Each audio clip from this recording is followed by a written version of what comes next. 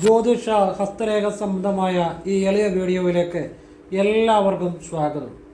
ഇന്ന് പറയാൻ പോകുന്നത് എത്ര വലിയ കടബാധ്യതകളും ചൊവ്വാഴ്ച ഞാനീ പറയുന്ന സമയത്ത് ഈ പറയുന്ന ഒരു കാര്യം ചെയ്താൽ അത് വലിയ കടബാധ്യതകൾ വരെ മാറിയതായ ധാരാളം അനുഭവങ്ങൾ ഉണ്ടായിട്ടുണ്ട്. അപ്പോൾ അതിനുള്ള ഒരു വഴി ഈശ്വരൻ കാണിച്ചു തരും. പിന്നെ നിങ്ങൾ ആ കടബാധ്യത കുറേശ്ശെയായിട്ട് കൊടുത്തു തീർക്കേണ്ട ഒരു രീതിയുണ്ട്. പെട്ടെന്ന് അപ്പോൾ തീർക്കാൻ പറ്റും. അപ്പോൾ ഒന്ന് വലിയ കടബാധ്യതകൾ മാറ്റാൻ ഈശ്വരൻ ഒരു വഴി കാണിച്ചു തരും. അതിന് ചൊവ്വാഴ്ച രാവിലെ ഒരു കാര്യം ചെയ്താൽ മതി. അതോടൊപ്പം കടബാധ്യതകൾ നിങ്ങൾ വീട്ടിൽ തുടങ്ങുമ്പോൾ ഈ പ്രത്യേക ദിവസം ഈ കടബാധ്യതകൾ ഈ പറയുന്ന രീതിയിൽ കൊടുത്തു തുടങ്ങുകയാണെങ്കിൽ പെട്ടെന്ന് തീരും. അങ്ങനെയുള്ള കാര്യമാണ് പറഞ്ഞു തരുന്നത്. ഈ വീഡിയോ മുഴുവൻ കാണണം. കാരണം ഇതിൻ്റെ അകത്ത് നിങ്ങളുടെ ജീവിതത്തിലെ വലിയ ഒരു സാമ്പത്തിക പ്രതിസന്ധികൾ തീരാനുള്ള കാര്യങ്ങളാണ് ഞാനീ പറയുന്നതെല്ലാം. അത് ഒരുപാട് ആളുകളുടെ ജീവിതത്തിൽ പ്രയോജനം ചെയ്ത കാര്യങ്ങളാണ്. എല്ലാം നല്ല കാര്യങ്ങളാണ്, ഈശ്വരീയമായ കാര്യങ്ങളാണ്, നന്മ മാത്രം ഉണ്ടാകുന്ന കാര്യമാണ്. ശരിയായി ചെയ്തവർക്ക് അവരുടെ ജീവിതം മാറ്റിയ കാര്യങ്ങളാണ്. അപ്പോൾ ഇത് മുഴുവൻ കേൾക്കുക, ശരിയായിട്ട് മനസ്സിലാക്കുക, അത് ചെയ്യുക. ഏതൊരാളുടെ ജീവിതത്തിൽ പ്രയോജനം ചെയ്യും. നേരിട്ട് കൺസൾട്ടിങ് ഇല്ല, വാട്സപ്പ് വഴി മാത്രമേ ഉള്ളൂ. അതും വാട്സപ്പിൽ കുറച്ച് വർക്കുകൾ മാത്രമേ എടുക്കുന്നുള്ളൂ.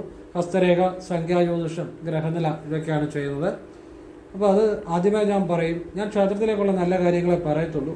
പിന്നെ സ്വയം ജപിക്കേണ്ട മന്ത്രങ്ങൾ ജപിക്കേണ്ട സമയം, അതും മനസ്സിലാക്കേണ്ട രഹസ്യങ്ങൾ, ഭാഗ്യസംഖ്യ, ഭാഗ്യനിറം, ചില പ്രത്യേക ദിവസങ്ങളിൽ ക്ഷേത്രത്തിൽ ചെയ്യേണ്ട വഴിപാടുകൾ, ചെയ്യേണ്ട രീതി ഒക്കെ ആവർത്തിച്ച് ചെയ്യേണ്ടി വരും. അതൊക്കെ ചെയ്യാൻ താല്പര്യമുള്ളവർ മാത്രം നോക്കിയാൽ മതി. അല്ലാത്തവർ നോക്കണ്ടെന്ന് ഞാൻ പറയത്തുള്ളൂ. കാരണം ആ ചെയ്യുന്ന ആൾക്കൊരു ഗുണം ഉണ്ടാകുമ്പോൾ നമുക്കതൊരു സന്തോഷമാണ്. നമ്മൾ ഈ കുറച്ച് സമയം മെനക്കെടുമ്പോൾ അതൊരാൾക്ക് പ്രയോജനം കിട്ടണം എന്നൊരു നിർബന്ധം എനിക്കുണ്ട്. അതുകൊണ്ട് അങ്ങനെ ഉള്ളവർ നോക്കിയാൽ മതിയെന്ന് ഞാൻ പറയുന്നത്. അല്ലാത്തവർ നോക്കണ്ട. ആവശ്യമുള്ളവർ വാട്സപ്പ് ഇടുക, അത് ഫ്രീ ആകുന്നതനുസരിച്ച് റിപ്ലൈ തരും. ഇപ്പം തന്നെ ഒരുപാട് മാസങ്ങളോളം വർക്ക് കിടപ്പുണ്ട്. അപ്പോൾ ഞാൻ ഫ്രീ ആകുന്നതനുസരിച്ച് റിപ്ലൈ തരും. അപ്പോൾ എപ്പോഴെങ്കിലുമൊക്കെ നോക്കി തരാൻ ഈശ്വരൻ അനുഗ്രഹിക്കുമെങ്കിൽ നമുക്ക് സാധിക്കും. അപ്പം വാട്സപ്പിൽ ഇട്ടാൽ മതി. ഇത് നേരിട്ട് വന്നാൽ കൺസൾട്ടിങ്ങിന് പറ്റത്തില്ല. കാരണം വാട്സപ്പിലെ വർക്ക് തന്നെ സമയത്തിന് തീരുന്നില്ല. അതുകൊണ്ടാണ് ഞാനൊരു വർക്ക് സമയം എടുത്താണ് ചെയ്യുന്നത്. അതുകൊണ്ടാണ് കൂടുതലും തീരാൻ താമസിക്കുന്നത്. എനിക്കൊരു തൃപ്തി വരണം. ആ രീതിയിൽ ഞാൻ നിർത്തത്തുള്ളൂ. പരിഹാരമാണെങ്കിൽ എനിക്ക് തൃപ്തി കിട്ടണം. പിന്നെ അത് ചെയ്താൽ ഫലമുണ്ടാകും. ചെയ്യാമെന്നുള്ളവർ നോക്കിയാൽ മതിയെന്ന് പറയുന്നതുകൊണ്ട് അല്ലാത്തവർ നോക്കണ്ട എന്നാണ് എൻ്റെ അഭിപ്രായം. അപ്പോൾ ആവശ്യമുള്ളവർ നോക്കുക. ഇനിയും വിഷയത്തിലേക്ക് വരികയാണ്. നിങ്ങൾക്ക് അതിനു മുമ്പ് വീഡിയോ ഇഷ്ടപ്പെട്ടെങ്കിൽ സബ്സ്ക്രൈബ് ചെയ്യണം, ലൈക്ക് ചെയ്യുക, നല്ല നല്ല ആളുകളിലേക്ക് ഷെയർ ചെയ്യുക. എല്ലാവർക്കും പ്രയോജനപ്പെടട്ടെ. കാരണം കടബാധ്യതകളൊക്കെ പെട്ടെന്ന് വീട്ടാൻ പറ്റിയ അല്ല വീടാനൊരു ഈശ്വരനൊരു മാർഗം കാണിച്ചു തരുന്ന അനുഭവം ഉണ്ടായ വിദ്യകളാണ് ഞാൻ പറഞ്ഞു തരുന്നത്. ഇത് നിങ്ങൾക്ക് വളരെ പ്രയോജനം ചെയ്യും. മുഴുവൻ കാണുക. ഭഗവാൻ അനുഗ്രഹിക്കട്ടെ. ശിവപാദങ്ങൾ സ്മരിക്കുന്നു. ശിവശിവ എങ്കിലർ തീവനയാളർ, ശിവശിവ என்றிடா തീവനേ മാലും, ശിവശിവ என்றிடா തേവരുമാവർ, ശിവശിവ എന്ന ശിവഗതി താനേ. ഓം നമ ശിവായ. ശിവപാദങ്ങൾ സ്മരിച്ചുകൊണ്ട് ഞാൻ വിഷയത്തിലേക്ക് വരികയാണ്. അപ്പോൾ ശ്രദ്ധിച്ച് കേട്ടോളുക. ചൊവ്വാഴ്ച ദിവസം രാവിലെ നിങ്ങൾ എഴുന്നേറ്റ് കുളി കഴിഞ്ഞ് നിങ്ങൾ ചൊല്ലുന്ന മന്ത്രങ്ങളെല്ലാം ചൊല്ലിക്കഴിഞ്ഞ് കുളിമുറിയിൽ നിന്ന് വെളിയിൽ ഇറങ്ങിക്കഴിഞ്ഞ് ഒന്നുകൂടി കാലും കൈയും മുഖവും കഴുകി കുളിമുറിക്ക് വെളിയിലോ അല്ലെ നിങ്ങൾ വിളക്ക് കത്തിക്കുന്ന സിറ്റ് ഔട്ടിലോ എവിടാണെന്ന് വെച്ചാൽ നിങ്ങൾക്ക് നിന്ന് കിഴക്കോട്ട് തിരിഞ്ഞ് നിന്ന് ഈ പറയുന്ന ഒരു പ്രാർത്ഥന ചെയ്യുക. ഇത് ശരിക്കും പറഞ്ഞാൽ നിങ്ങൾ ആത്മാർത്ഥമായിട്ട് ഈ പ്രാർത്ഥന ചെയ്താൽ നിങ്ങൾക്ക് കടം വീഴാൻ ഒരു വഴി ലഭിക്കും. കൃത്യ അനുഭവത്തിൻ്റെ അടിസ്ഥാനത്തിലാണ് പറയുന്നത്. പ്രാർത്ഥന ഇതാണ്. നിങ്ങളുടെ കുടുംബദേവത എന്ന് പറയുമ്പം നിങ്ങൾക്ക് കുടുംബദേവതയെ അറിയത്തില്ലെങ്കിലും കുഴപ്പമില്ല, അറിയാമെങ്കിലും നല്ലത്. ഇനി അറിയത്തില്ലെങ്കിലും കുഴപ്പമില്ല. അപ്പോൾ നിങ്ങൾ കിഴക്കോട്ട് തിരിഞ്ഞ് വന്ന് കൈയും കാലും മുഖവും കഴുകി കുളി കഴിഞ്ഞ് രാവിലെ എൻ്റെ കുടുംബദേവതയെ, നിങ്ങൾക്ക് കുടുംബദേവത ഏതാണെന്നോ എവിടാണെന്നോ ഏത് ക്ഷേത്രമാണെന്നോ അറിയത്തില്ല എന്ന് തന്നെ വെച്ചു. നിങ്ങളിങ്ങനെ പ്രാർത്ഥിക്കുക. എൻ്റെ കുടുംബദേവതയെ എന്നെ സഹായിക്കണേ, എനിക്ക് സമ്പത്തും ഐശ്വര്യങ്ങളും അനുഗ്രഹങ്ങളും നൽകണേ, എൻ്റെ ജീവിതത്തെ മുന്നോട്ട് നയിക്കണമേ, എനിക്ക് ഈ സാമ്പത്തികമായ അഭിവൃദ്ധി ഉണ്ടാകാനും സാമ്പത്തിക ബാധ്യതകൾ മാറുവാനും ഒരു വഴി, ഒരു ജീവിത മാർഗം, ഒരു വഴി, സാമ്പത്തികമായ ബാധ്യതകൾ തീരാൻ ഒരു വഴി എനിക്ക് കാണിച്ചു തരണേ എൻ്റെ കുടുംബദേവതയെ എന്ന് ആത്മാർത്ഥമായിട്ട് കിഴക്കോട്ട് നോക്കിയെന്ന് പ്രാർത്ഥിക്കുക. പ്രാർത്ഥിച്ചു കഴിഞ്ഞ് പിന്നെ നിങ്ങൾ അതിനെക്കുറിച്ച് ചിന്തിക്കേണ്ട. നിങ്ങൾ ആത്മാർത്ഥമായിട്ടാണ്, ഇത് ചൊവ്വാഴ്ചയാണ് ഇത് തുടങ്ങേണ്ടത്. പിന്നെ നിങ്ങൾക്ക് ഇത് ദിവസവും ചെയ്യാം, ഒരു കുഴപ്പമില്ല. നിങ്ങൾക്ക് സമ്പത്തും ഐശ്വര്യവും നിങ്ങൾക്ക് വലിയ കടബാധ്യതകൾ പോലും ആണെങ്കിലും അത് വീടാൻ വേണ്ടി കുടുംബദേവത ഒരു വഴി കാണിച്ചു തരും. ഈ കുടുംബദേവതയ്ക്കകത്ത് ഒരുപാട് കാര്യങ്ങളുണ്ട് കേട്ടോ. ഇത് അച്ഛൻ്റെയോ അമ്മയുടെയോ അങ്ങനെ ഒന്നും പറയണ്ട, എൻ്റെ കുടുംബദേവത എന്ന് പറഞ്ഞാൽ മതി, അവിടെ അത് പ്രവർത്തിച്ചോളൂ. നിങ്ങളുടെ മനസ്സ് ശുദ്ധമായിരിക്കണമെന്ന് മാത്രമേ ഉള്ളൂ, മനസ്സിൽ സംശയം പാടില്ല. ഇങ്ങനെ വിളിച്ചാൽ കുടുംബദേവത കേൾക്കുമോ, എൻ്റെ കടം മാറുമോ, ഇങ്ങനെ സംശയത്തോടു കൂടി ചെയ്താൽ ഒരു ബലം ഉണ്ടാകത്തില്ല. നിങ്ങൾ ആ കുടുംബദേവതയെ വിശ്വസിച്ചുകൊണ്ട് അങ്ങനെ പറഞ്ഞാൽ, അങ്ങനെ പ്രാർത്ഥിച്ചാൽ, ഞാനീ പറഞ്ഞ വരികൾ തന്നെ പറയണം. എന്നിട്ട് അവസാനം പറയുക, എൻ്റെ കുടുംബദേവതയെ അവിടുന്ന് നൽകിയ എല്ലാ ഐശ്വര്യങ്ങൾക്കും നന്ദി, നന്ദി, നന്ദി. ഇത്രയേ ഉള്ളൂ.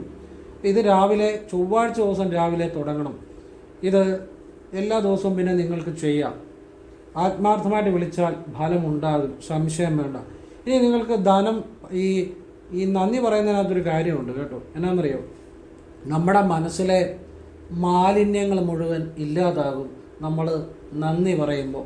നമ്മളൊരു കൃതാർത്ഥത, ഒരു നന്ദി പറയുമ്പോൾ നമ്മുടെ മനസ്സിൽ മറ്റു വികാരങ്ങൾ അപ്രസക്തമാകും. അസൂയ, വിഷമം, ദേഷ്യം, സന്തോഷം ഒന്നുമില്ല. എല്ലാം നമ്മുടെ മനസ്സിലെ ആ അതിവൈകാരികമായ ആ വൈകാരികമായ എല്ലാ ചിന്തകളും ഇല്ലാതാകും. നന്ദി എന്ന് പറയുമ്പോൾ നമ്മുടെ ഉള്ളിൽ മുഴുവൻ ഒരു ദൈവികമായ ഒരു ഭാവമാണ് നമ്മളിൽ നിറയുന്നത്. ആർക്ക് നന്ദി പറഞ്ഞാലും ആത്മാർത്ഥമായിട്ട് പറഞ്ഞാൽ നമ്മുടെ ഉള്ളിൽ ആ ദൈവികത പെട്ടെന്ന് നിറയും എന്നുള്ളതാണ്. നമ്മുടെ മനസ്സിലെ ചിന്തയാകുന്ന ചിന്തയിലെ എല്ലാ മാലിന്യങ്ങളും ഇല്ലാതാവും. അതുകൊണ്ടാണ് ഈ നന്ദി പറയുന്നതിനകത്ത് രഹസ്യം. അപ്പോൾ പെട്ടെന്ന് ആ ഈശ്വരീയത നമ്മളിലേക്ക് വരും. നിങ്ങളിത് മനസ്സിലാക്കി ചെയ്യുന്നതും മനസ്സിലാക്കാതെ ചെയ്യുന്നതും രണ്ടും രണ്ടാണ്. അജഗജാന്തരം വ്യത്യാസമുണ്ട്. അതുകൊണ്ടാണ് ഞാൻ വിശദമായിട്ട് പറഞ്ഞു തരുന്നത്. ഞാനെല്ലാം ഈ നല്ല കാര്യങ്ങളാണ് പറഞ്ഞു തരുന്നത്. ശിവനിലേക്കുള്ള വഴിയാണ്, ഒരാളെ ഈശ്വരനെ അറിയാനുള്ള വഴി.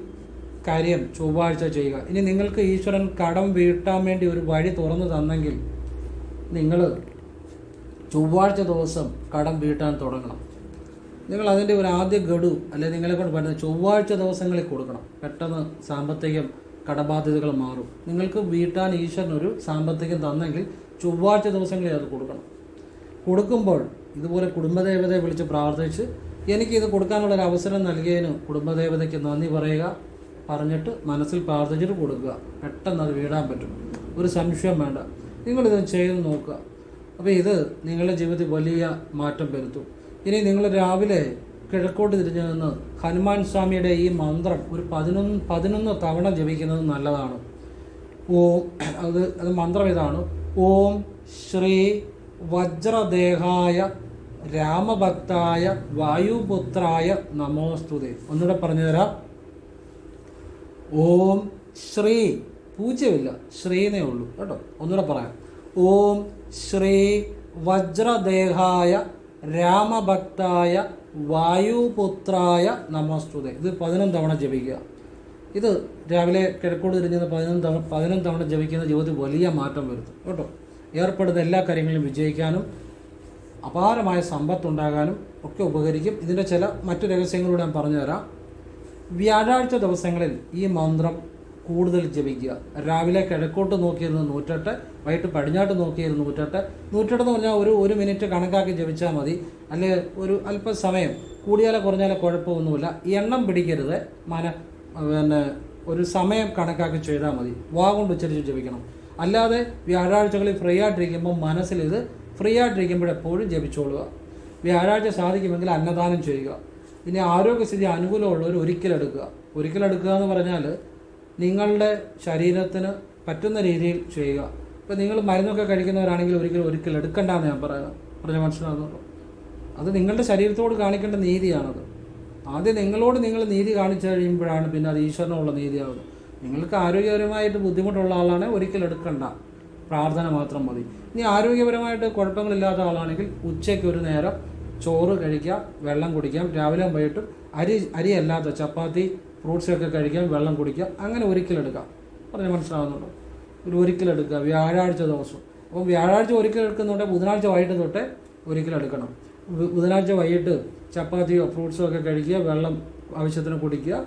വ്യാഴാഴ്ച രാവിലെ ചപ്പാത്തിയോ ഫ്രൂട്ട്സോ ഒക്കെ കഴിക്കാം, വെള്ളം കുടിക്കാം. ഉച്ചയ്ക്ക് മാത്രം അരി കഴിക്കുക, ചോറുണ്ണുക, വെള്ളം കുടിക്കുക. വൈകുന്നപാട് ചപ്പാത്തിയോ ഫ്രൂട്ട്സോ ഒക്കെ കഴിക്കാം, വെള്ളം കുടിക്കുക. അങ്ങനെ ഒരിക്കലെടുക്കണം. പിറ്റേ ദിവസം വെള്ളിയാഴ്ച രാവിലെയോടുകൂടി അത് പ്രാർത്ഥനയോടുകൂടി അവസാനിപ്പിക്കണം. അപ്പോൾ വ്യാഴാഴ്ച മുഴുവൻ ഈ മന്ത്രം ജപിക്കണം. ഓം ശ്രീ വജ്രദേഹായ രാമഭക്തായ വായുപുത്രായ നമസ്തുതേ. ഇത് അത്ഭുത ശക്തിയുള്ളൊരു മന്ത്രമാണ് കേട്ടോ. പിന്നെ നിങ്ങൾ ചൊവ്വാഴ്ച ഹനുമാൻ ക്ഷേത്രം നിങ്ങളുടെ അടുത്തുണ്ടെങ്കിൽ അവിടെ പോയി നാളികേരം ഈ മന്ത്രം ജപിച്ച് സമർപ്പിച്ചു, ഭഗവാനെ എനിക്ക് സമ്പത്ത് നൽകണേ, എന്നെ രക്ഷപ്പെടുത്തണമെന്ന് പറഞ്ഞാൽ പെട്ടെന്ന് മാറ്റം ഉണ്ടാവും. മന്ത്രം ഒന്നുകൂടെ പറഞ്ഞു തരാം. ഓം ശ്രീ വജ്രദേഹായ രാമഭക്തായ വായുപുത്രായ നമോസ്തുതേ. ഇത് ഇങ്ങനെ ചെയ്താൽ ജീവിതത്തിൽ വലിയ മാറ്റങ്ങൾ ഉണ്ടാകും.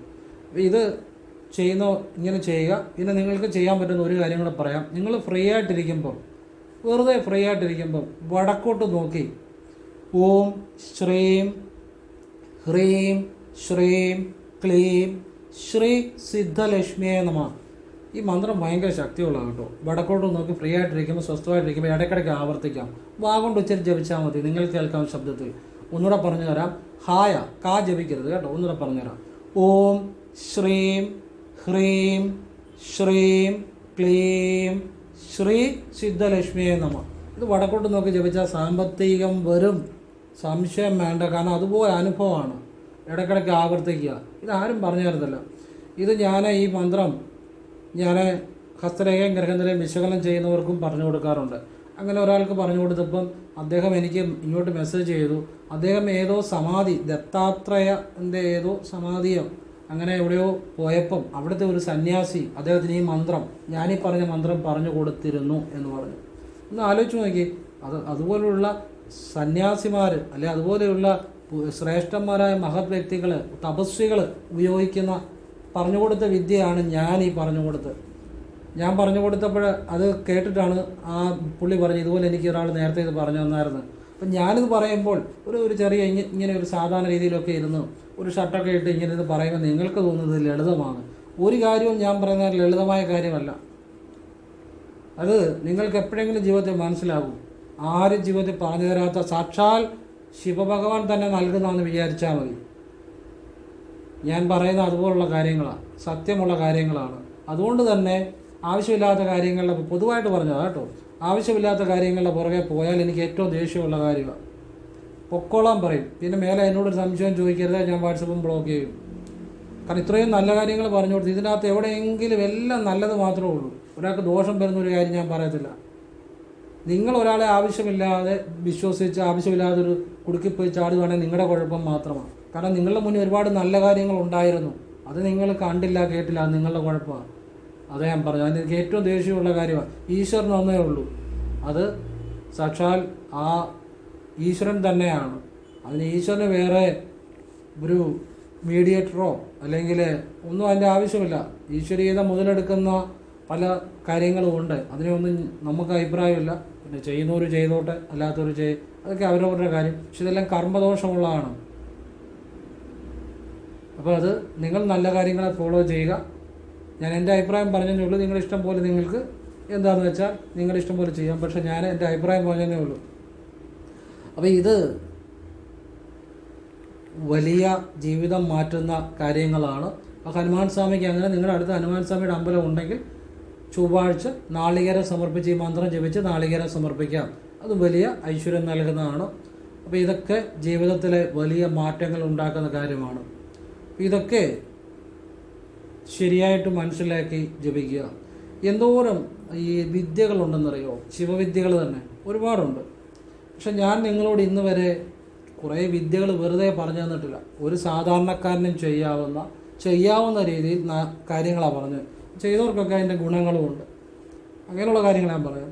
അല്ലാതെ വേണേൽ അറിവിന് വേണ്ടി ഒരുപാട് കാര്യങ്ങൾ പറയാം. ഒരിക്കലും ഞാൻ അങ്ങനെ പറഞ്ഞിട്ടില്ല.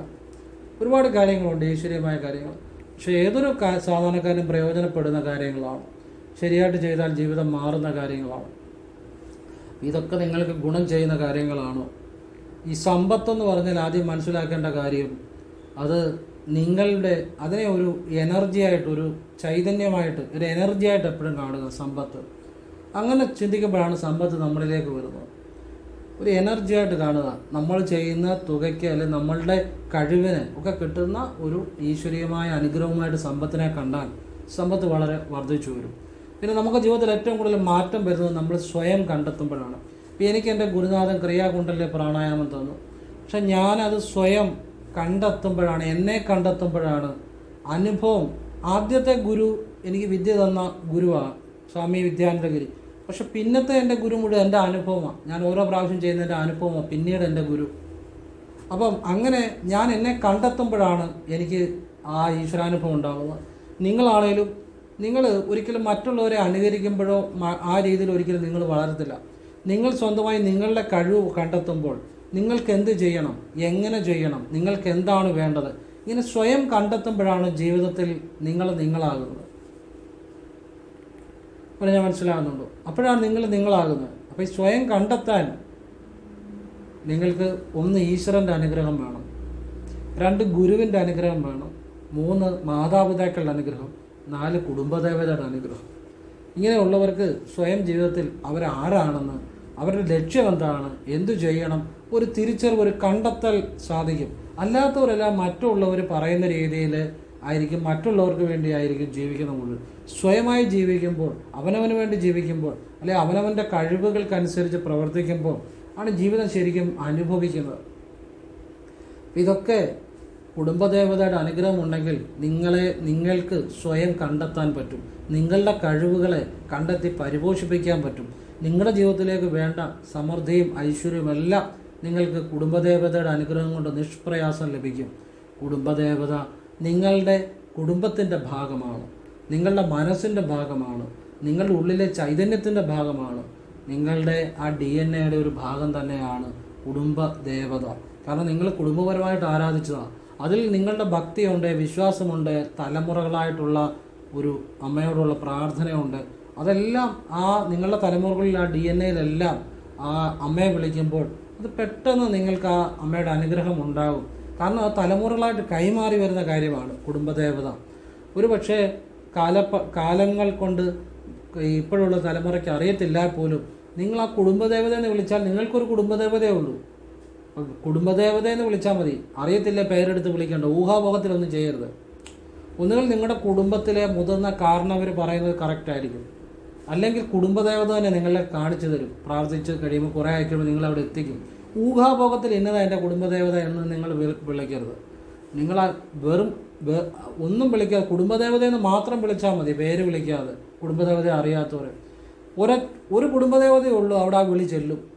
നിങ്ങളുടെ മനസ്സിൽ ആ ഉറച്ച വിശ്വാസമുണ്ടെങ്കിൽ, ആ സത്യമുണ്ടെങ്കിൽ, ഒറ്റ കുടുംബദേവതയുള്ളൂ, അവിടെ ആ വിളി ചെല്ലും. അതിന് സംശയമൊന്നും വേണ്ട. അതാണ് സത്യമുള്ള കാര്യമാണ്. ഇതൊക്കെ ജീവിതം അടിമുടി മാറ്റുന്ന കാര്യങ്ങളാണ്, ചെറിയ കാര്യങ്ങളല്ല. ചെറുതെന്ന് തോന്നുമെങ്കിൽ പോലും വലിയ കാര്യങ്ങളാണ്. അപ്പം ഇത് നിങ്ങൾക്ക് ഇത്തരം നല്ല കാര്യങ്ങൾ നിങ്ങൾ പറഞ്ഞു കൊടുക്കുക മറ്റുള്ളവർക്ക്, അല്ലെ നിങ്ങൾ വീഡിയോ ഷെയർ ചെയ്യുക, എന്താണേലും മറ്റുള്ളവരിലേക്ക് എത്തിക്കുക. നല്ല കാര്യങ്ങൾ, അത് എൻ്റെ നല്ല ആരുടെ ആണേലും ഒരുപാട് നല്ല കാര്യങ്ങൾ പറയുന്നവരുണ്ട്. അവരുടെയൊക്കെ നല്ല കാര്യങ്ങളെല്ലാം ഫോളോ ചെയ്യണം. ആര് പറഞ്ഞാലും ഒരുപാട് നല്ല കാര്യങ്ങൾ പറയുന്നവരെല്ലാം ഉണ്ട്. അത് ആരുടെ ആണേലും നിങ്ങൾ നല്ല കാര്യങ്ങൾ എപ്പോഴും ഫോളോ ചെയ്യണം. ഒരു 90% ആളുകളും നല്ല രീതിയിൽ തന്നെ പറയുന്നവരാണ്. പക്ഷെ 10% ആളുകൾ കാണും ഈ അല്ലാത്തവരും. അത് നിങ്ങൾ തിരിച്ചറിയണം. അത് തിരിച്ചറിയാൻ നിങ്ങളുടെ ബുദ്ധിയും യുക്തിയും ഉപയോഗിക്കണം. അത് മറ്റൊരാൾ പറയുന്നത് തന്നെയല്ല, സ്വന്തം നമുക്ക് ബുദ്ധി ഈശ്വരൻ തന്നിട്ടുണ്ട്, തിരിച്ചറിയണം. അങ്ങനെ മുന്നോട്ട് പോകണമെന്നുള്ളതാണ് ഞാൻ ഉദ്ദേശിച്ചത് കേട്ടോ. 90% ആളുകൾ നല്ല കാര്യങ്ങൾ പറയുന്നവരാണ്. 10% കാണും വെറുതെ കുറേ തെറ്റായ രീതിയിലുള്ള കാര്യങ്ങളൊക്കെ. നിങ്ങളെ തിരിച്ചറിഞ്ഞ് നിങ്ങൾ മുന്നോട്ട് പോകുമ്പോഴാണ് ജീവിതത്തിൽ ശരിയായ കാര്യങ്ങൾ നിങ്ങളുടെ ജീവിതത്തിൽ സംഭവിക്കുന്നത്. ഒരിക്കലും തെറ്റായ ഒരു കാര്യം ചെയ്തിട്ട് അതിൽ ശരി കിട്ടുമെന്ന് പ്രതീക്ഷിക്കരുത്. നന്മയെന്ന് മാത്രമേ നന്മ ഉണ്ടാകത്തുള്ളൂ. ഇതൊക്കെ ഭഗവാൻ നിങ്ങളെ അനുഗ്രഹിക്കട്ടെ. എല്ലാവർക്കും ഈശ്വരൻ്റെ അനുഗ്രഹം ഉണ്ടാകട്ടെ. ശിവഭഗവാൻ നിങ്ങളിലേക്കെല്ലാം എത്തട്ടെ. ഭഗവാന്റെ അനുഗ്രഹം നിങ്ങളിലേക്കെല്ലാം എത്തട്ടെ. ഞാനെപ്പോഴും പറയുന്നുണ്ട്, ഞാൻ ശിവഭഗവാൻ എന്ന് വിളിച്ചാലും ഞാൻ വിളിക്കുന്ന ശിവനുള്ളിൽ കൃഷ്ണനും അയ്യപ്പനും ഈ പ്രപഞ്ചമെല്ലാം ഉണ്ട്. ആ പ്രപഞ്ചത്തിലും ഈ ശിവനുണ്ട്. ഒന്നിലെല്ലാം കാണണം, എല്ലാത്തിലും ഒന്നും കാണണം. അതാണ് യഥാർത്ഥ ഉപാസന, അതാണ് യഥാർത്ഥ സത്യബോധം. ഇതൊന്നും വേറെയല്ല, എന്നാൽ എല്ലാം ഒന്ന് തന്നെയാണ്. ഒന്നിനെ കാണുമ്പോൾ അതിലെല്ലാം കാണണം, അപ്പോഴാണ് അത് പരിപൂർണമാകുന്നത്. നിങ്ങൾ ഒരു കാര്യത്തെക്കുറിച്ച് അറിയുമ്പോൾ അതിന് മൊത്തം ആഴത്തിൽ ഇറങ്ങി ചെല്ലുമ്പോഴേ ആ കാര്യം പരിപൂർണമാകത്തുള്ളൂ. എന്ന് പറഞ്ഞ പോലെ നിങ്ങൾ ഏത് ദേവനെ വിളിച്ചാലും ആ വിളിക്കുന്ന സമയം ആ ദേവതയെ പൂർണ്ണമായിട്ട് മനസ്സിൽ അർപ്പിക്കണം. ആ ദേവതയെ തന്നെയാണ് ഈ പ്രപഞ്ചത്തിലെ എല്ലാ ശക്തിയെന്ന് നിങ്ങൾ മനസ്സുകൊണ്ട് ഉറപ്പിച്ച് വിളിക്കണം. എല്ലാത്തിലും ആ ദേവതയുണ്ട്, ആ ദേവതയിലെല്ലാം ഉണ്ട്. അത് ഏത് ദേവതയെ വിളിച്ചാലും ആ സമയം അങ്ങനെ മനസ്സിനെ ഉറപ്പിക്കണം. അപ്പോഴാണ് നിങ്ങൾക്ക് അതിൽ നിന്ന് ഫലം ഉണ്ടാകുന്നത്. അപ്പം കൊട്ടിയൂരിനെ കുറിച്ച് ഈയിടെ വാട്സപ്പിൽ ഒരു ആൾ എനിക്ക് സ്ഥിരം വീഡിയോ ഇട്ട് തരാറുണ്ട്. അപ്പോഴേ കൊട്ടിയൂരെന്ന് പറഞ്ഞാൽ ശരിക്കും ഞാൻ എപ്പോഴും പറയുന്ന കാര്യമുണ്ട്, ഏറ്റുമാനൂർ ഒരു കൈലാസമാണ്, സംശയം വേണ്ട. കോട്ടയം തിരുനക്കര അമ്പലത്തിൽ ശിവഭഗവാന്റെ അപാരമായ ശക്തിയുണ്ട്. അവിടെ പല മഹർഷീശ്വരന്മാരും സൂക്ഷ്മ രൂപത്തിൽ ഉണ്ടെന്ന് ഞാൻ വിശ്വസിക്കുന്നു. അല്ലെങ്കിൽ ശിവൻ്റെ അപാരമായ ചൈതന്യമുള്ള സ്ഥലമാണ്. ഓച്ചിറ ഭഗവാന്റെ അപാരമായ ചൈതന്യമുള്ള സ്ഥലമാണ്. എന്ന് വെച്ചാൽ ബാക്കിയുള്ള എല്ലായിടത്തും ഭഗവാന്റെ ചൈതന്യം ഉണ്ട്, ഇല്ലെന്നല്ല ഞാൻ പറയുന്നത്. എനിക്ക് അനുഭവം ഉണ്ടായ ചില സ്ഥലങ്ങളാണ് പറയുന്നത്. കൊട്ടിയൂർ ഇപ്പോൾ അവിടെ ഉത്സവം നടക്കുന്ന ഒരു സമയമാണല്ലോ. കൊട്ടിയൂർ സാക്ഷാൽ ഭഗവാൻ വസിക്കുന്ന ഒരു സ്ഥലം തന്നെയാണ്, യാതൊരു സംശയം വേണം. കാരണം കൊട്ടിയൂരിനെ കുറിച്ച് ഞാനൊന്ന് പറയാതെ പോയാൽ അത് പറയണം എന്നെനിക്ക് തോന്നി. അതുകൊണ്ടാണ് ഞാൻ ശിവനെ ധ്യാനിച്ചിട്ട് കിടന്ന് ഉറങ്ങിയപ്പോൾ അന്ന് ഒരിക്കൽ എനിക്ക് സ്വപ്നദർശനം ഉണ്ടായി. ഞാനൊരു ക്ഷേത്രത്തിൽ പോവുകയാണ്. ആ ക്ഷേത്രത്തിൽ വിചിത്രമായ ചില ആരാധനകളും വിചിത്രമായ ചില കാര്യങ്ങളൊക്കെ അവിടെ കാണുന്നത്. അതിന് ആ ക്ഷേത്രത്തിന് ചുറ്റും വെള്ളം ഇങ്ങനെ ഒഴുകുന്നുണ്ട്. അപ്പോൾ ഇതെല്ലാം സ്വപ്നത്തിൽ കണ്ട് കുറേ വർഷങ്ങൾക്ക് മുമ്പാണ്. അന്ന് എനിക്ക് ഏത് ക്ഷേത്രമാണെന്നത് അറിയത്തില്ല, ഞാൻ ആദ്യമായിട്ട് സ്വപ്നം കാണുന്നതാണ്. പിന്നെ പ്രത്യേക തരത്തിലുള്ള പൂവ് ഇങ്ങനെ താടി പോലെ ഇട്ടിരിക്കുന്നു. അങ്ങനെ കുറേ കാര്യങ്ങൾ അന്ന് ഞാൻ അവിടെ കണ്ടു. അപ്പോഴത് എനിക്ക് ഏത് ക്ഷേത്രമാണെന്ന് അറിയത്തില്ല. പിന്നെ കുറേ വർഷങ്ങൾ കഴിഞ്ഞ് ഞാൻ TV-ലാണ് ഡോക്യുമെൻ്ററി കണ്ടപ്പോഴാണ് അത് കൊട്ടിയൂർ ഓടപ്പൂവാണ്. കൊട്ടിയൂരാണ് ഇങ്ങനെ ക്ഷേത്രത്തിന് ക്ഷേത്രത്തിന് ചുറ്റും അല്ലെ ആരാധന നടക്കുന്നതിന് അതിന് ചുറ്റും വെള്ളത്തിൽ കൂടാണ്, വെള്ളം എപ്പോഴും ഇങ്ങനെ ആ പ്രദക്ഷിണ വഴിയിലുണ്ട്. ഇതൊക്കെ ഞാൻ അങ്ങനെ കാണുമ്പോഴാണ് അത് കൊട്ടിയൂരാണെന്ന് എനിക്ക് മനസ്സിലാവുന്നത്. അപ്പോൾ ഞാൻ ശരിക്കും അവിടെ പോയില്ലെങ്കിലും മനസ്സുകൊണ്ട് പോയിട്ടുണ്ട്. സ്വപ്നത്തിലാണെങ്കിൽ പോലും മനസ്സുകൊണ്ട് പോയിട്ടുണ്ട്. കാരണം അത്ര വ്യക്തമായിട്ട് അത് കാണണമെന്നുണ്ടെങ്കിൽ മനസ്സ് ഉറപ്പായിട്ട് അവിടെ ചെന്നുകൊണ്ടാണ്. അപ്പോൾ അതുകൊണ്ട് എൻ്റെ ഒരു അഭിപ്രായം പറയുന്നതേ ഉള്ളൂ കേട്ടോ. നിങ്ങൾക്ക് ഇഷ്ടമുണ്ടെങ്കിൽ സ്വീകരിക്കാത്ത തള്ളിക്കളാ, നിങ്ങളുടെ ഭാഗം. എൻ്റെ ഭാഗം ഞാൻ പറയുന്നതേ ഉള്ളൂ. ഞാനങ്ങനെ സ്വപ്നദർശനം ഉണ്ടായതാണ്. അപ്പോൾ ഞാൻ അത്രയും കാര്യങ്ങൾ കൊട്ടിയൂരെന്ന് സ്വപ്നത്തിൽ കണ്ടതാണ്. അതിനുശേഷമാണ് ഇത് കൊട്ടിയൂരാണെന്നും TV-ക്കകത്തൊരു ഡോക്യുമെൻ്ററി കണ്ടപ്പോൾ ഡോക്യുമെൻ്ററി കണ്ടപ്പോഴാണ് ഇത് കൊട്ടിയൂരാണ് ഞാൻ കണ്ടതെന്ന് എനിക്ക് മനസ്സിലായത്. അന്ന് മുതൽ കൊട്ടിയൂർ ഭഗവാന്റെ പരമചൈതന്യം നിറഞ്ഞു നിൽക്കുന്ന ഒരു സ്ഥലം തന്നെയാണ്, ഒരു സംശയം വേണ്ട. നിങ്ങൾ ആ ഭൂമിയിൽ പോയിരുന്ന് ഓം നമഃ ശിവായ ജപിക്കുക. നിങ്ങൾ ആ ഭൂമിയിൽ പോയിരുന്ന് ഞാനീ പറയുന്ന ഒരു മന്ത്രം ജപിക്കുക. ശിവശിവ എങ്കിലർ തീവിണയാളർ ശിവശിവ என்றிடா തീവിണയും മാലും ശിവശിവ என்றிடா തേവരുമാവർ ശിവശിവ എന്ന ശിവഗതിതാനെ ഓം നമഃ ശിവായ. ഓം നമഃ ശിവായ. അമ്മ പാർവതിദേവിയെ കൂടെ വിളിക്കണം, ശിവഭഗവാനെ ചേർത്ത് എപ്പോഴും വിളിക്കാവുള്ളൂ കേട്ടോ. ആദ്യം പാർവതിദേവിയെ അമ്മ പാർവതിദേവിയെ ആദിശക്തി പരാശക്തി അമ്മ പാർവതിദേവിയെ വന്നിച്ചിട്ട് ശിവഭഗവാനെ വന്നിക്കാവുള്ളൂ. ശിവം സർവം ഓം ശിവം സർവം ശിവോഹം ദേഹം ശിവോ ഓം ശിവം സർവം ശിവോഹം ദേഹം ശംഭും ശിവോഹം ദേവം വിഭും ശിവോഹം ഗുരും പരം ശിവോഹം. ഇതൊക്കെ കൊട്ടിയൂർ ആ മണ്ണിൽ നിന്നുകൊണ്ട് നിങ്ങൾ പോകുന്നവരവിടെ നിന്നുകൊണ്ട് ജപിച്ചാൽ ഭഗവാന്റെ അനുഗ്രഹം നിങ്ങൾക്ക് സ്വയം അല്ലേ തന്നെ നിങ്ങൾ പോയാൽ അവിടെ ഭഗവാന്റെ അനുഗ്രഹം ഭയങ്കരമാണ്, ഉണ്ടാവും. ഇപ്പം ഇപ്പോഴേ മഴയും കാര്യങ്ങളും ഒക്കെയാണ്. അതുകൊണ്ട് യാത്രകളൊക്കെ പറ്റുന്നവർ ശ്രദ്ധിച്ച് പോവുക. നിങ്ങളുടെ സാഹചര്യം അനുസരിച്ച് ചെയ്യുക. ആ മണ്ണിൽ ഇരുന്ന് ഭഗവാനെ ധ്യാനിക്കണം, ഭയങ്കരമാണ് കേട്ടോ. ഇവിടെ ആ മണ്ണിൽ ഇരുന്ന് ഭഗവാനെ ശിവവിദ്യ ചെയ്താൽ നല്ലതാണ്. ആ മണ്ണിൽ ഇരുന്ന് നിങ്ങൾ ഇരുന്ന് കറുത്ത രൂപത്തിൽ നിങ്ങളുടെ ഹൃദയത്തിൽ ഭഗവാനെ കണ്ട് ഓം നമഃ ശിവായ ജപിച്ച് ശേഷം ഉച്ചയിൽ ഒരു നീലപ്രകാശം സങ്കല്പിച്ച് അത് ശിവനാണെന്ന് ഉറപ്പിച്ച് ഓം നമഃ ശിവായ ജപിച്ച് ഭഗവാനോട് നിങ്ങൾ എല്ലാത്തിനും നന്ദി പറയുക. ഭഗവാനോട് നിങ്ങൾക്ക് വേണ്ട കാര്യങ്ങൾ ആവശ്യപ്പെടാൻ നന്ദി പറയാം. നിങ്ങൾ ആ മണ്ണിൽ ഇരുന്നു കൊണ്ട് ഈ ഒരു കാര്യം കൂടെ ജപിച്ചാൽ വളരെ നല്ലതാണ്. ശിവശിവ എങ്കിലർ തീവിണയാളർ, ശിവശിവ എൻറിട തീവിണை മാലും, ശിവശിവ എൻറിട തേവരുമാവർ, ശിവശിവ എന്ന ശിവഗതി താനേ, ഓം നമ ശിവായ. ഇത് ഹെഡ്ഫോൺ വെച്ച് കേട്ടാൽ കുറച്ച് ആ പറയുന്ന വ്യക്തമായിരിക്കും ആ വരികൾ കേട്ടോ. അപ്പോൾ അത് ചൊല്ലുക. എനിക്ക് പറഞ്ഞുതരാൻ ഇത്രയേ ഉള്ളൂ, എൻ്റെ വേറൊന്നുമില്ല. ഞാനൊരിക്കലും ആരുമല്ല. ഞാൻ ഭഗവാനെ ധ്യാനിക്കുന്ന, ഓരോ ശാസ്ത്രജ്ഞനും ധ്യാനിക്കുന്ന ഒരു സാധാരണക്കാരനാണ്. ഞാൻ ആരുടെയും ഗുരുവല്ല, ഞാൻ ആരുമല്ല. ഭഗവാൻ മാത്രമാണ്. ഞാൻ ഭഗവാന്റെ എൻ്റെ അനുഭവം പറഞ്ഞു തരുന്നതേ ഉള്ളൂ. ഞാനൊരു സാധാരണക്കാരനാണ്. ഭഗവാനെ ഓരോ നിമിഷവും ധ്യാനിച്ചിരിക്കുന്ന ആ ഭഗവാന്റെ വിദ്യ ചെയ്യുന്ന ഒരു ആൾ മാത്രമാണ് ഞാൻ. സത്യസന്ധമായിട്ടാണ് പറയുന്നത്. ഈശ്വരൻ മാത്രമാണ്. ഈശ്വരൻ എന്ന് ആര് പറയുന്നുണ്ടെങ്കിലും അല്ലെ ആ തലത്തിൽ ചിന്തിക്കുന്നുണ്ടെങ്കിലും അത് നിങ്ങൾ അംഗീകരിക്കുന്ന നിങ്ങളുടെ കുഴപ്പം മാത്രം, അവരുടെ കുഴപ്പമല്ല. പലതും പറയും. ഞാൻ സത്യസന്ധമായിട്ടാണ് പറയുന്നത്. ഇപ്പം നാളെ ഒരു നിമിഷം നമുക്കറിയത്തില്ല എന്തോ സംഭവിക്കുന്നു. നമ്മളൊരു മനുഷ്യനാണ്, അതാണ് സത്യം. പക്ഷേ അതാണ് സത്യം. അത് നിങ്ങൾ കാരണം നമ്മൾ ഈശ്വരനല്ല. നമ്മൾ പിന്നെ എന്താ ചെയ്യുന്നത്? ഒരു മനുഷ്യൻ്റെ ജീവിതത്തിൽ നമുക്കുണ്ടായ ഈശ്വരാനുഭവങ്ങളും എങ്ങനെ ഈശ്വരനെ വിളിക്കണം, ഏതിനും ഒരു രീതിയുണ്ട്. എങ്ങനെ ഈശ്വരനെ വിളിക്കണം, നിങ്ങൾക്ക് എന്തെല്ലാം കാര്യങ്ങൾ ആ വഴിപാടുകൾ ചെയ്താൽ ഫലമുണ്ടാകും എന്നൊക്കെ ഒരു നല്ല വഴികൾ പറഞ്ഞു തരുന്നത് മാത്രമാണ്. വഴികൾ പറഞ്ഞു തരുന്ന ആളൊരു ഗുരുവാണ്. പക്ഷെ ഞാൻ എന്നെ ഗുരുവായിട്ട് വിചാരിക്കേണ്ട, ഒരു പറഞ്ഞു തരുന്ന ഒരു സാധാരണക്കാരനായിട്ട് വിചാരിച്ചാൽ മതി. പറഞ്ഞാൽ മനസ്സിലാകുന്നു. അപ്പോൾ നിങ്ങളെപ്പോഴും സത്യത്തിൽ ആ ഈശ്വരനെ മാത്രം വിശ്വസിക്കുക, വ്യക്തികളെ അല്ല. വ്യക്തിപൂജയല്ല, ഈശ്വര പൂജയാണ് ഏറ്റവും മഹത്വം. ഇനി നിങ്ങൾക്ക് വ്യക്തിപൂജ ചെയ്യണമെന്നുണ്ട് ചെയ്തോണം, അതൊക്കെ നിങ്ങളുടെ ഇഷ്ടം. ഞാനത് ഒന്നും പറയുന്നില്ല. പക്ഷെ ആ ശിവനെ അറിയാനുള്ളവർ നിങ്ങൾ ശിവൻ മാത്രമാണ്. ഭഗവാനെ അറിയണമെന്നുണ്ടെങ്കിൽ ഭഗവാനെ തന്നെ വിളിക്കണം. അതാണ് സത്യം.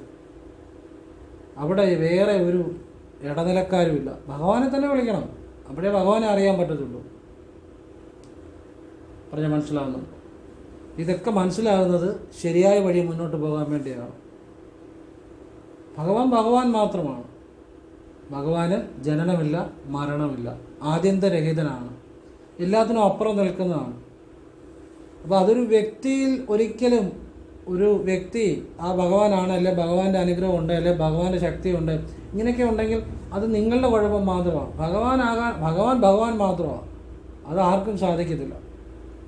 ഭഗവാൻ ശിവൻ ദ അൾട്ടിമേറ്റ്. അത് ശിവനാണെങ്കിലും കൃഷ്ണനാണെങ്കിലും. അപ്പോൾ ഈശ്വരൻ എന്നുള്ളത് ആ ഈശ്വരനെ മാത്രം വിശ്വസിക്കുക. പിന്നെ നല്ല കാര്യങ്ങൾ ആര് പറഞ്ഞു തന്നാലും അതിനെ ഫോളോ ചെയ്യാം. അതൊരു കുഴപ്പമില്ല. നന്മ മാത്രം. ഞാനും നല്ല ആര് പറഞ്ഞാൽ 90% ആളുകൾ നല്ല കാര്യങ്ങളാണ് പറയുന്നത്. അതൊക്കെ കേൾക്കുക, ചെയ്യുക. തെറ്റായ വഴികളിൽ പോകരുത്. നിങ്ങളെ ഈശ്വരീയമായ കാര്യങ്ങൾ പറഞ്ഞ് സ്വാർത്ഥതയ്ക്ക് വേണ്ടി മുതലെടുക്കുന്ന കാര്യങ്ങളുടെ പുറകെ 10% കാണും. അങ്ങനെ അതിൻ്റെ ഒന്നും പുറകെ പോകരുത്. പോയാൽ അത് നിങ്ങളുടെയും കൂടെ കുഴപ്പമാണ്.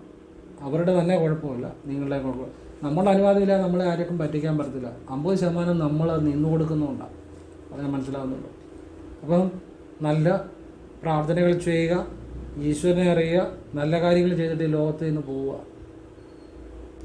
അപ്പം ഞാൻ പറഞ്ഞത് എൻ്റെ അഭിപ്രായം മാത്രമാണ്. നിങ്ങൾക്ക് ഇഷ്ടമുണ്ട് സ്വീകരിക്കുക, അല്ല തള്ളിക്കളയാം. അതൊക്കെ നിങ്ങളുടെ ഭാഗം. എല്ലാവർക്കും ഈശ്വരൻ്റെ അനുഗ്രഹം ഉണ്ടാകട്ടെ. എനിക്ക് 2 കാര്യങ്ങളാണ് ഏറ്റവും പിണക്കമുള്ളത്. ഒന്ന്, കള്ളത്തരം പറയുക. അത് ഈ ശിവനെ അറിഞ്ഞപ്പം മുതൽ, അതിനു മുമ്പ് ഞാനും കള്ളത്തരം പറയുകയും തെറ്റുകൾ ചിന്തിക്കുകയും അല്ലെങ്കിൽ മറ്റുള്ളവരെ കളിയാക്കുകയും ഒക്കെ ചെയ്യുമായിരുന്നു. ശിവനെ അറിഞ്ഞ 3 നിമിഷം മുതൽ എനിക്ക് 2 കാര്യങ്ങളാണ് പിണക്കമുള്ളത്. ഒന്ന്, കള്ളത്തരം പറയുക. പിന്നെ ഞാൻ ഒന്നും പറയത്തില്ല, പക്ഷേ പിന്നെ ആ ഒരു ഏരിയയിലോട്ട് അവരുമായിട്ട് യാതൊരു പരിപാടിയും. ചിലർ എന്നോട് പറയാറുണ്ട്, സാറേ വഴിപാടെല്ലാം ഞാൻ ചെയ്തു. എനിക്കറിയാം കള്ളത്തരമാണ്. ഞാൻ പിന്നെ ആ രീതിയിൽ എനിക്കിഷ്ടമല്ല അങ്ങനെ പറയുന്നത്. സത്യം ചിലർ സാറേ ഞാനത് ചെയ്തില്ല, അത് ചെയ്യാൻ പറ്റില്ല. അതാണ് സത്യസന്ധം, അവർക്ക് ഞാൻ എന്തും പറഞ്ഞു കൊടുക്കും. 2, ഒരു നല്ല കാര്യം പറഞ്ഞ് അത് കേൾക്കാതെ തെറ്റായ വഴികളിൽ പോയിട്ട് സാറേ എൻ്റെ കാശ് പോയി, അത് പോയി, മേലാൻ വേണ്ടി പോകരുത്, അത് നിങ്ങളുടെ കുഴപ്പം, അങ്ങനെ പോയെങ്കിൽ ആര് പറഞ്ഞിട്ടാണ്? ഈ 2 കാര്യങ്ങൾ എനിക്ക് ഏറ്റവും പണക്കമുള്ളതാണ്. കാരണം ഇതൊന്നും ശിവനെ നിരക്കാത്ത കാര്യങ്ങളാണ്. ഭഗവാനെ വിശ്വസിക്കുന്ന ആരും ഈ തെറ്റായ ഇങ്ങനെയുള്ള ഒരു മോശമായ കാര്യങ്ങളിലൊന്നും പോകത്തില്ല.